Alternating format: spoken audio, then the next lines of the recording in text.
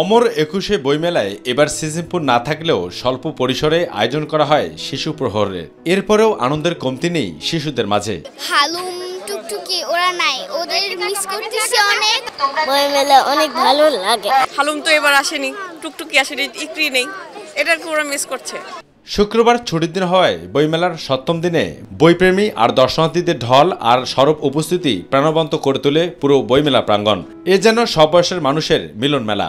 বই ছাড়া তো আসলে শেখাটা কখনোই সম্পূর্ণ হয় না, সাহিত্য ছাড়া তো কখনোই আপনার শিক্ষণের যে প্রসেস এটা তো কখনোই সম্পূর্ণ হয় না। আত্মার প্রশান্তির জন্য একটু বই মাঝে মধ্যে পড়া উচিত, অনেকটা সেই টান থেকে আসা। বইয়ের সাথে মানুষের সম্পর্কটা আত্মিক, এটা আমাদের প্রাণের স্পন্দনের একটা জায়গা।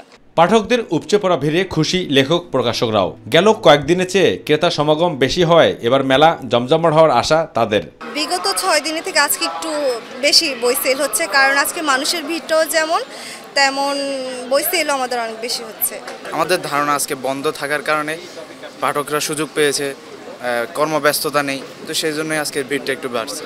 তবে এবার বইমেলায় জুলাই গণ অভ্যুত্থানের স্মৃতি ফুটে ওঠার পাশাপাশি অনেক বই এসেছে রাজনৈতিক পট পরিবর্তনের ইতিহাসকে ঘিরে। আমার যুগের যারা উদ্যোগ নিতে চান তারা যেন আমার গত এক যুগের স্ট্রাগল এবং এই সময়ের স্টেবল সবগুলো পিরিয়ড কাছ থেকে এবং দ্রুত সময় জানতে পারেন। যে আমাদের ডিজিটাল আসক্তি হয়ে গেছে, এই ডিজিটাল আসক্তি থেকে বের হয়ে বই পড়ার পাঠ অভ্যাস গড়ে উঠবে।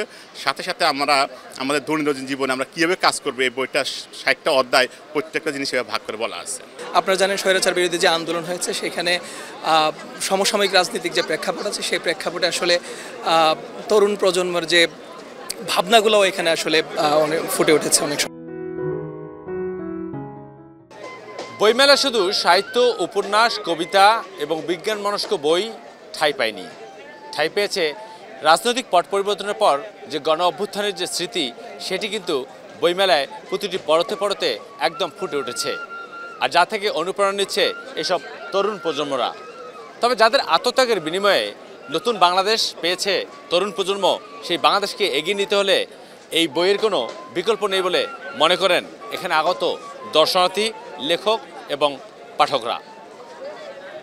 বইমেলা প্রাঙ্গণ থেকে আবু সাইদ অপু, মাই টিভি, ঢাকা।